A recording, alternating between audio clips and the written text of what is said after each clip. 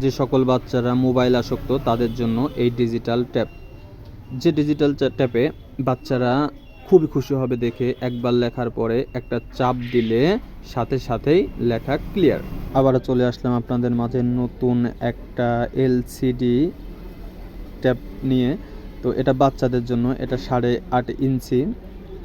এটা হচ্ছে বাচ্চাদের লেখার জন্য, যারা প্রথম অবস্থায় লেখা শিখছে বা ছোট বাচ্চারা যারা মোবাইল আসক্ত আছে তাদের জন্য। তারা সহজেই এই বোর্ডে লিখতে পারবে এবং মুছতে পারবে। এটাতে 2 বছরের ওয়ারেন্টি রয়েছে। তো 2 বছরের ভিতরে এটা নষ্ট হওয়ার সম্ভাবনা খুবই কম। এটা এই যে যতই লেখি না কেন, আমি একটা টিপ দিব, অটোমেটিকলি এটা মুছে যাবে। আমি যতবার লিখব, যত কিছুই লিখি না কেন, একটা টিপে সেটা মুছে যাবে। তো এই যে পিছনে যে বোতামটা দেখছেন, এটা হচ্ছে একটাতে টিপ দিলে আপনার লেখার পরে অবশ্যই এখানে টেপার পরে মুছে যাবে।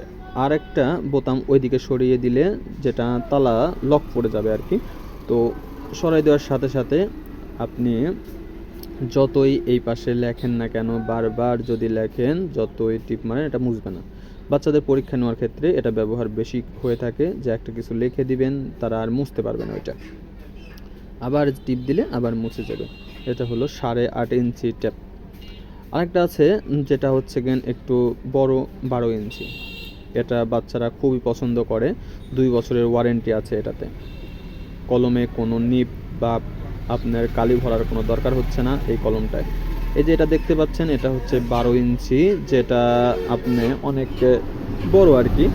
তো আপনারা বাচ্চাদের প্রথম অবস্থায় লেখানোর জন্য স্লেট ব্যবহার করার চেয়ে আপনারা এটা ব্যবহার করুন। তারা মোবাইল আসক্ত থেকে বিরত থাকবে এবং এটাতে লেখার প্রতি আগ্রহ হবে অবশ্যই। যারা আমার ভিডিওটা দেখছেন তারা অবশ্যই লাইক, কমেন্ট এবং সাবস্ক্রাইব করে দিবেন। আমরা অবশ্যই চেষ্টা করব এর পরবর্তীতে নতুন কোনো একটা ভিডিও আপনাদের হাতে পৌঁছে দেওয়ার জন্য।